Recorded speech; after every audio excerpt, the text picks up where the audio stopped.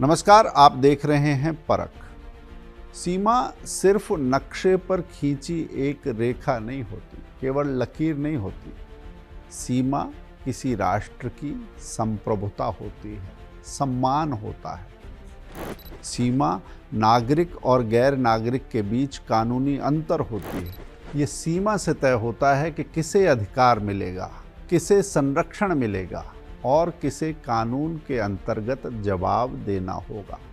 लेकिन जब सीमा कमज़ोर होती है तो सिर्फ जमीन नहीं बदलती, जनसंख्या बदल जाती है, वोटर लिस्ट बदल जाती है, राशन कार्ड बदलते हैं, स्थानीय रोजगार बदलता है, संसाधनों पर दबाव बदलता है और धीरे धीरे कानून व्यवस्था का चरित्र भी बदलने लगता है।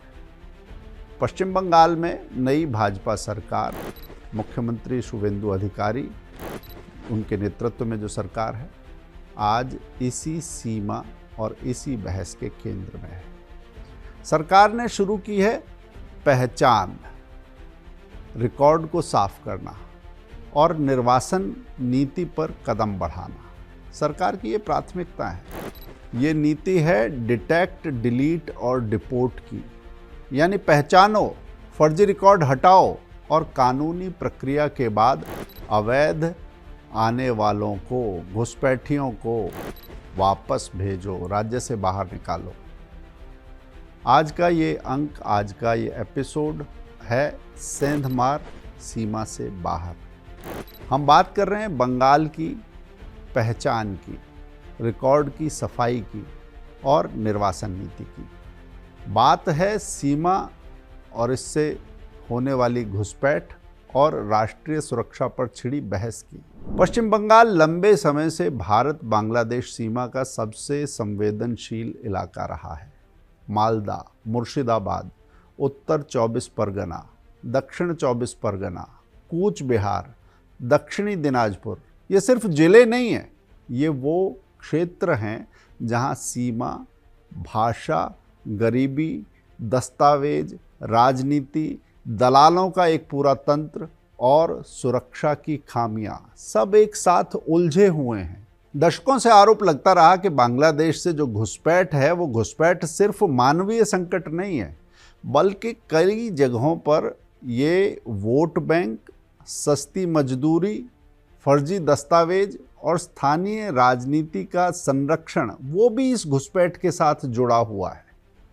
अब नई सरकार इस पूरे ढांचे को चुनौती दे रही है, इस पूरे तंत्र को झकझोर रही है। सरकार का दावा है कि अब पश्चिम बंगाल घुसपैठ का गलियारा नहीं रहेगा। अब न फर्जी राशन कार्ड चलेंगे, न फर्जी वोटर कार्ड, न फर्जी पहचान। अब पहचान होगी, रिकॉर्ड की ठीक से जांच होगी, सफाई होगी और सत्यापन के बाद जो इस देश के नागरिक नहीं हैं, जो बंगाल के रहने वाले नहीं हैं, भारत के रहने वाले नहीं हैं, बाहर से आए हैं, ऐसे घुसपैठियों का निर्वासन होगा और निश्चित होगा। सरकार दृढ़ है। खबरों के अनुसार राज्य में अब तक 11 होल्डिंग सेंटर या निरुद्ध केंद्र बनाए गए हैं। कुछ खबरों में 335 संदिग्ध अवैध प्रवासियों की संख्या दी गई है, जबकि कुछ राजनीतिक बयानों में ये संख्या 386 या करीब 400 तक बताई गई है। इसमें पुरुष हैं, महिलाएं हैं, परिवार हैं। सबसे ज़्यादा संख्या उत्तर 24 परगना के बशीरहाट क्षेत्र में बताई जा रही है। ये सिर्फ प्रशासनिक कार्रवाई नहीं है, ये एक राजनीतिक और वैचारिक संदेश भी है कि नागरिकता कोई भावनात्मक दावा नहीं है, कोई इमोशनल कार्ड नहीं है, बल्कि एक वैलिड लीगल स्टेटस है, कानूनी स्थिति है। नीति क्या है? नीति है पहचान, यानी डिटेक्ट। दूसरा है रिकॉर्ड हटाना, यानी डिलीट। और तीसरी है निर्वासन, यानी डिपोर्ट।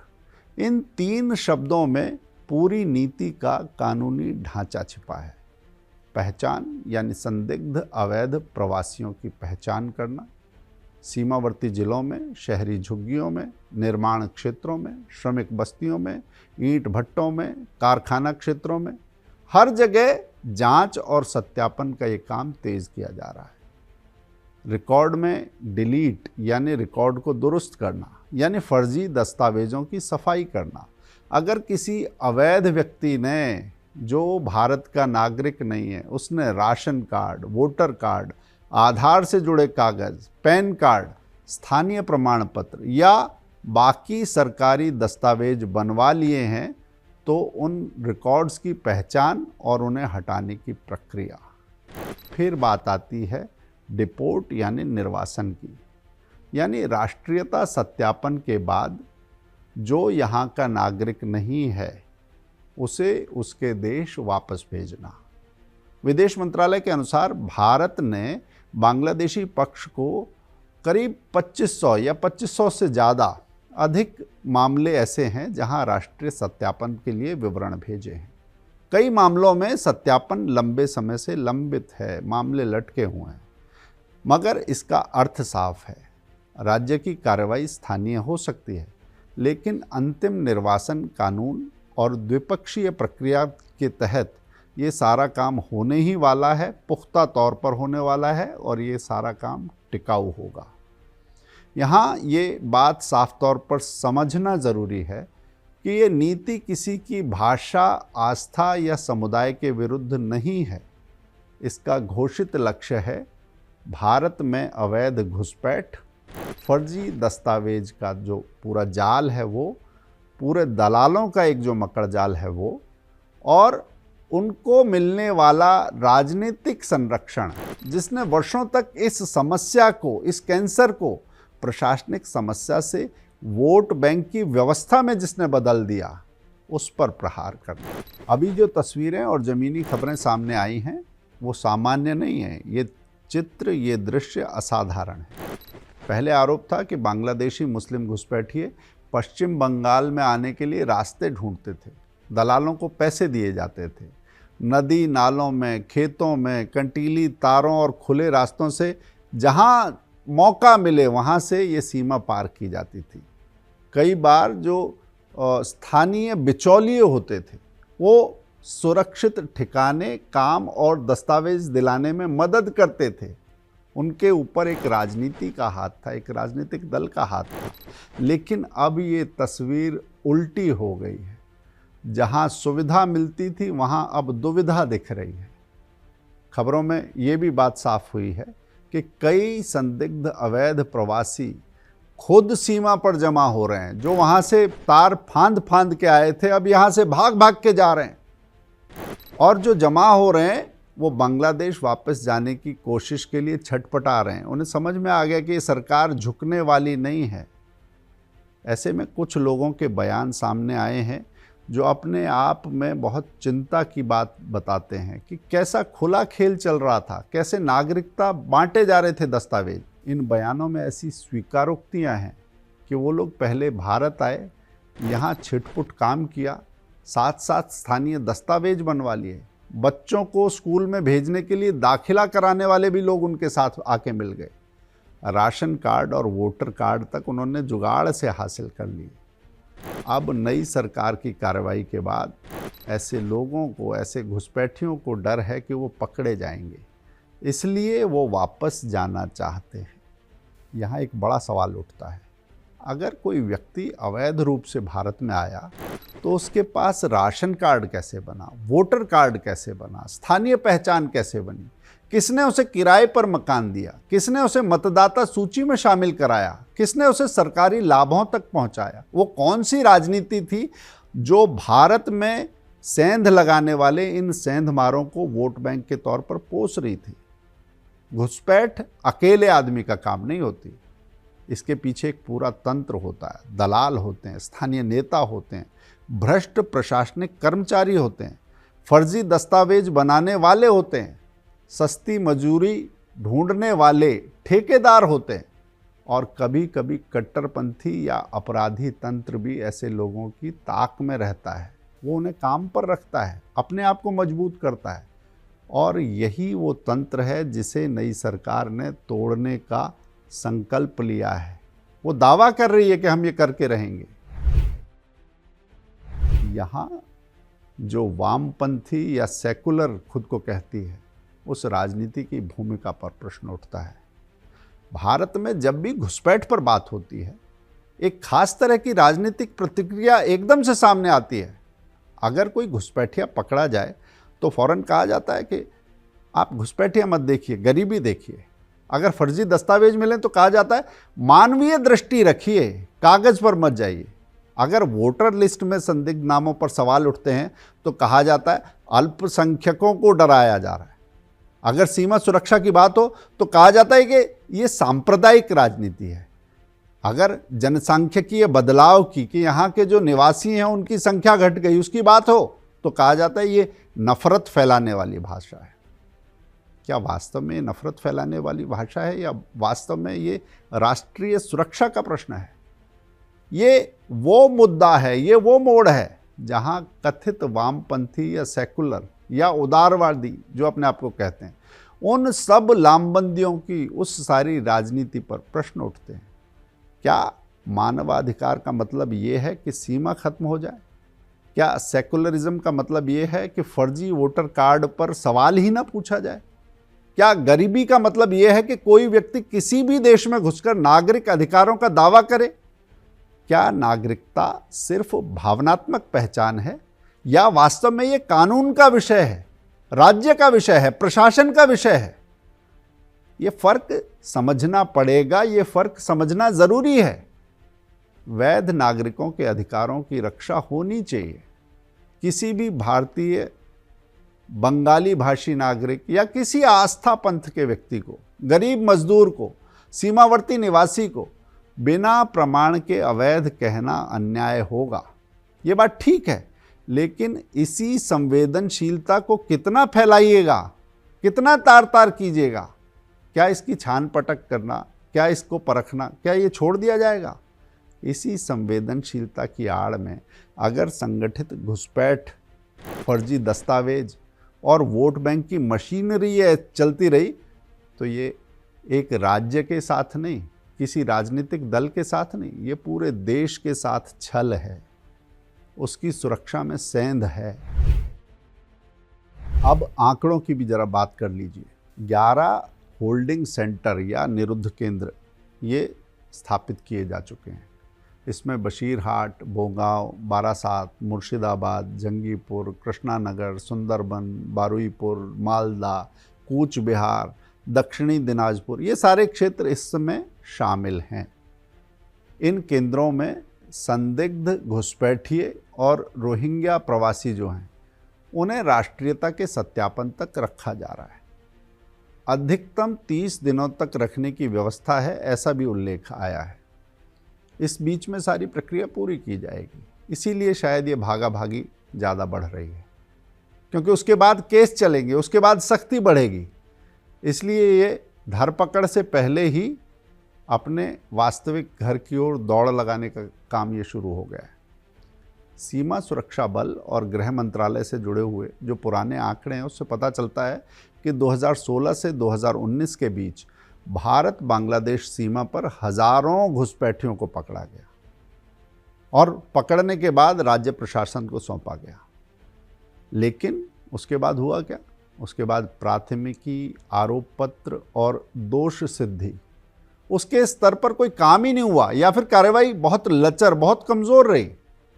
इसका अर्थ है कि सीमा पर पकड़ तो होती थी, वहाँ कोई दिक्कत नहीं थी, लेकिन राज्य में जो दल था उसने ऐसा दलदल बिछा रखा था कि राज्य की कानूनी प्रक्रिया कमज़ोर पड़ जाती थी।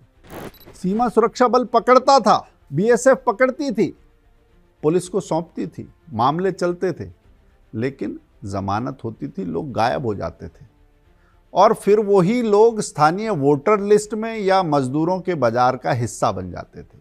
नई सरकार इसी चक्र को तोड़ने का संकल्प ले रही है, कदम बढ़ा रही है इसके लिए। यानी केवल पकड़ना नहीं, पहचानना है। केवल पहचानना नहीं है, रिकॉर्ड को साफ करना है। केवल रिकॉर्ड को साफ करना नहीं है, जो यहाँ का नहीं है उसकी वापसी की प्रक्रिया तक उसको लेकर जाना है। केंद्रीय गृह मंत्री अमित शाह ने जो हाल के उनके बयान हैं, इस मुद्दे को उन्होंने सीधा सीधा राष्ट्रीय सुरक्षा से जोड़ा है। बहुत महत्वपूर्ण है। उन्होंने दावा किया है कि पहले पश्चिम बंगाल में घुसपैठ रोजमर्रा की बात थी, लेकिन अब सरकार बदलने के बाद घुसपैठिए खुद वापस जाने लगे हैं, दौड़ उधर की लग रही है। उन्होंने ये भी कहा कि देश भर से एक एक घुसपैठिए को चुन चुन कर बाहर निकाला जाएगा। ये जो बयान है इसमें दो महत्वपूर्ण बातें हैं। पहली बात कि केंद्र और राज्य के बीच में तालमेल दिखता है। त्रिपुरा, असम और पश्चिम बंगाल, ये जो सीमा से लगे हुए राज्य हैं, अगर राज्य सरकारें केंद्र के साथ मिलकर काम करें तो सीमा सुरक्षा बल की भूमिका साफ और अधिक प्रभावी हो सकती है। जो दूसरी बात इन बयानों से साफ होती है वो है तकनीक आधारित सीमा परियोजना। तकनीक के आधार पर सर्विलांस, मानव रहित विमान, रडार, आधुनिक कैमरे, सेंसर और तकनीक आधारित सीमा निगरानी, उसकी बात हो रही है।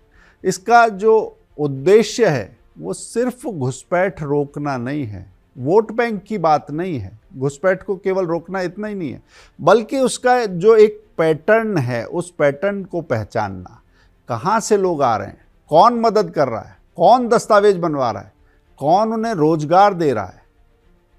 सिलीगुड़ी गलियारा, जिसे कुछ लोग चिकन नेक भी कहते हैं, जो लोग मानते हैं कि यहाँ से भारत की कमज़ोर नस पकड़ी जा सकती है, वो भी इस बहस का हिस्सा है। ये एक संकरी भू रणनीतिक पट्टी भारत के मुख्य भूभाग को पूरे नॉर्थ ईस्ट यानी उत्तर पूर्व से जोड़ती है। अगर इस क्षेत्र में अवैध बसावट होती है, जनसंख्या उलटती पुलटती है, उसका दबाव होता है, बदल जाते हैं समीकरण, या सुरक्षा जोखिम बढ़ता है, तो ये सिर्फ बंगाल का सवाल नहीं रहेगा, ये पूरे भारत की सामरिक चिंता बन जाएगा। भारत की ये बहस दुनिया से अलग नहीं है। दुनिया इन्हीं चुनौतियों से जूझ रही है।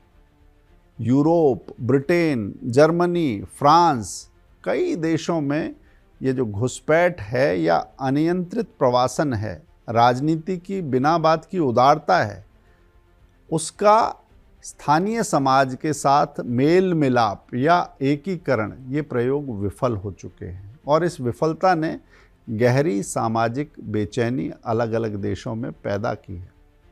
ब्रिटेन में हाल के वर्षों में अप्रवास विरोधी प्रदर्शन बहुत तेज हुए हैं। टॉमी रॉबिन्सन जैसे चेहरे हैं। इन चेहरों के नेतृत्व में हुए प्रदर्शनों में स्थानीय समुदायों का गुस्सा और संख्या आप देखेंगे तो चौंक जाएंगे। ये ब्रिटिश समाज है, उसका गुस्सा देखिए, वहाँ के ताने बाने को किसने बदल के रख दिया। ये आक्रोश सिर्फ प्रवासियों के खिलाफ नहीं था, मुद्दा ये था, मगर उसके साथ साथ मुद्दा ये भी था कि ऐसी कौन सी राजनीति थी जो इस कुचक्र को शह दे रही थी, इस कैंसर को पाल रही थी, जिसने समाज के ताने बाने को खराब कर दिया। ब्रिटेन में आज लोग अपनी सुरक्षा और सांस्कृतिक चिंता से कटे हुए मानते हैं कि उनका समाज का ताना बाना काफ़ी बिगड़ चुका है। आज ब्रिटेन में यौन शोषण गिरोहों का मुद्दा बहुत बड़ा बहस का मुद्दा है। हज़ारों लड़कियां हैं जिन्हें इस तरह बाहर से आए हुए लोगों ने निशाना बनाया। पाकिस्तानी समुदाय पर सबसे बड़ा सवाल है। कई रिपोर्ट्स हैं, कई समीक्षाएं हैं। ये सवाल उठाया है कि क्या संस्थाओं ने कुछ अपराधी तंत्रों पर इसलिए देर से कार्रवाई की क्योंकि वो नस्ल, आस्था या सामुदायिक संवेदनशीलता के डर से वास्तविकता का सामना नहीं करना चाहती थी? क्या एक डरपोक राजनीति ने पूरे समाज को एक ऐसे मुहाने पर लाकर खड़ा कर दिया जहां अपराध सिर चढ़ के बोलने लगा? बेटियां सुरक्षित नहीं हैं जहां संस्कृति सुरक्षित नहीं है। यहां बात जो है वो नस्लवाद की केवल नहीं है, किसी पूरे वर्ग की नहीं है, परंतु एक व्यवस्था जो उसे शय देती है उसकी बात है। बात है ये है कि अपराध को अपराध की तरह देखने की हिम्मत क्या राज्य में है? फ्रांस में 2023 के दंगों ने समाज के साथ बाहर से आने वालों का जो एकीकरण है उसकी विफलता या फेलियर की बहस को फिर से तेज कर दिया है।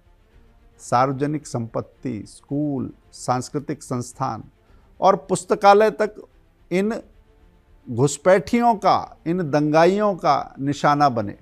किसी बात पर गुस्सा हुए और सदियों पुरानी धरोहरों को फूंक दिया, तोड़ फोड़ दिया, महिलाओं से दुर्व्यवहार हुआ। मेड्स का एक जीन में से पुस्तकालय है, ऐतिहासिक है, वहाँ आगजनी हुई, सांस्कृतिक ढांचे को नुकसान पहुंचा। ये इक्का दुक्का घटनाएं नहीं है, ये घटनाएं दिखाती हैं कि जब सामाजिक तनाव नियंत्रण से बाहर जाता है तो उसका निशाना सिर्फ पुलिस या सिर्फ सरकार नहीं होती, पूरी सभ्यता का, पूरे समाज का नुकसान होता है। पूरा जो ढांचा है, सामाजिक व्यवस्था है, वो इसका निशाना बनता है। जर्मनी में एक और उदाहरण है जर्मनी का।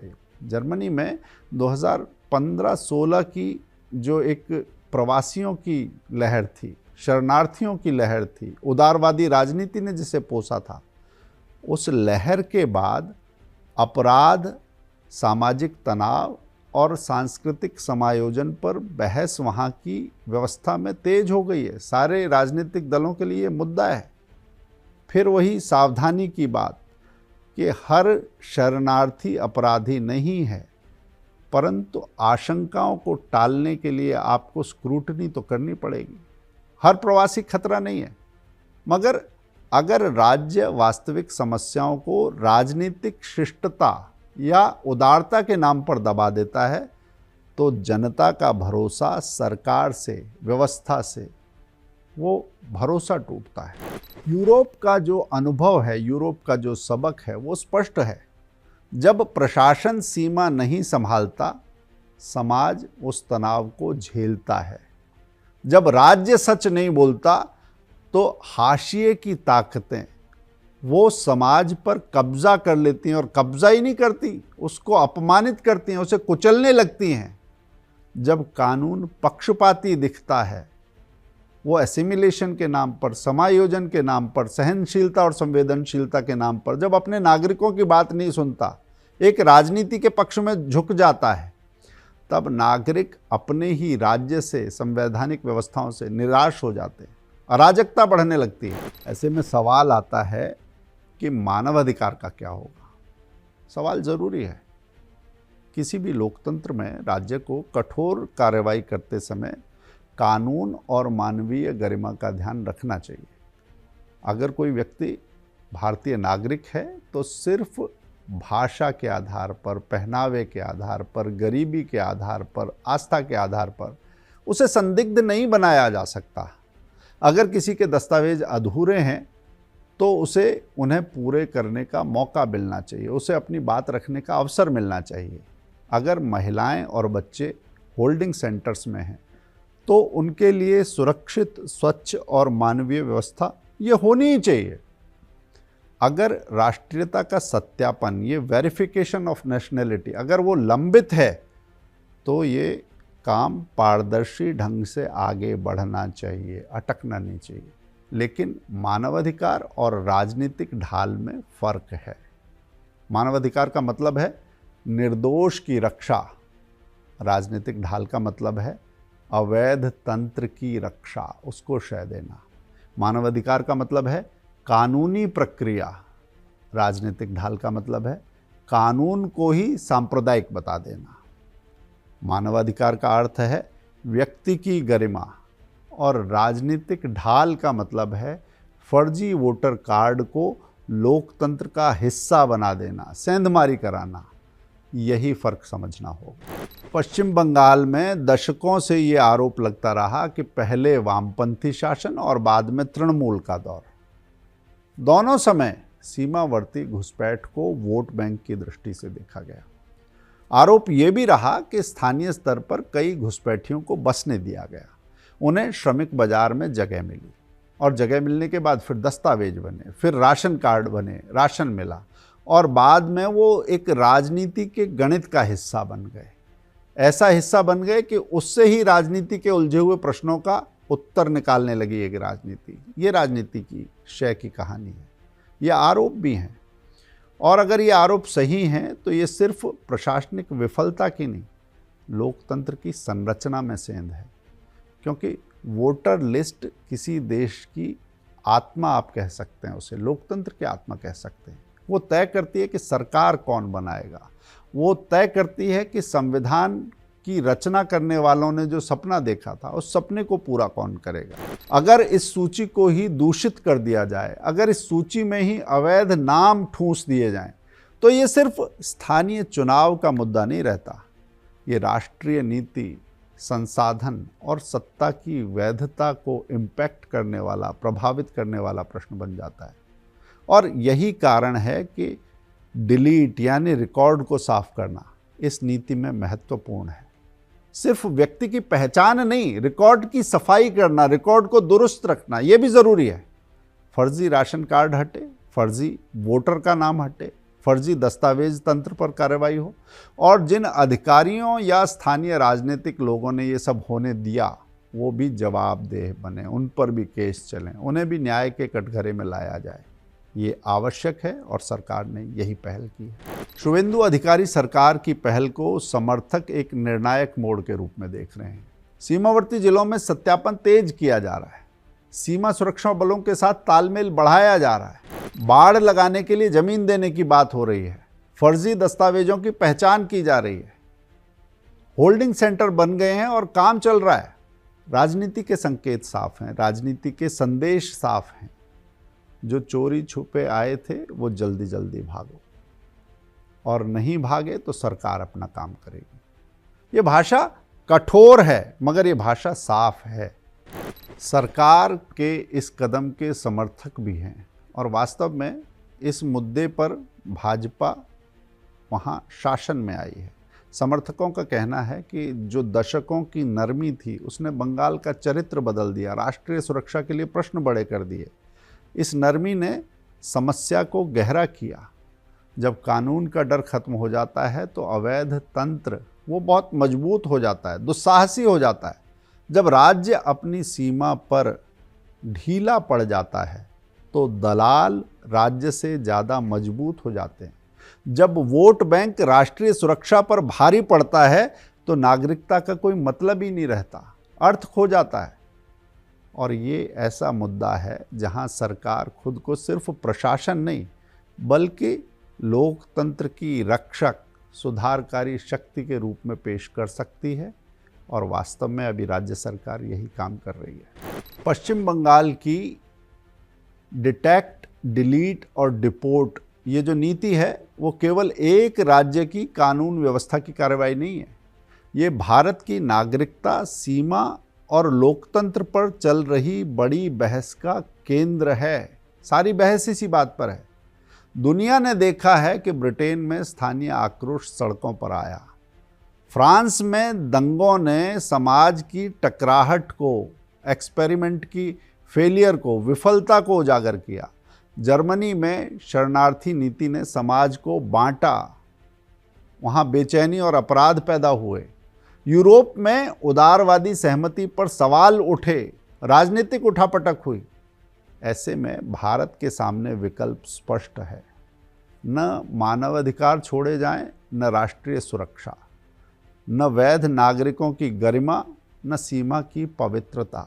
समझौता नहीं, स्पष्टता चाहिए। ये भी तय होना चाहिए कि मानवाधिकार की भाषा में अवैधता का बचाव नहीं होगा, गरीबी की आड़ में फर्जी दस्तावेज नहीं चलेंगे, सेक्युलरिज्म की आड़ में वोट बैंक की घुसपैठ नहीं बचेगी, और नागरिकता की कीमत पर राजनीतिक करुणा का व्यापार हरगिज नहीं होगा। क्योंकि सीमा कमज़ोर होगी तो सबसे पहले नागरिक कमज़ोर होंगे, संसाधनों में सेंध लगेगी। कानून कमज़ोर होगा तो सबसे पहले गरीब नागरिक का हक मारा जाएगा, और राज्य कमज़ोर होगा तो लोकतंत्र खोखला हो जाएगा। पश्चिम बंगाल आज एक संदेश दे रहा है।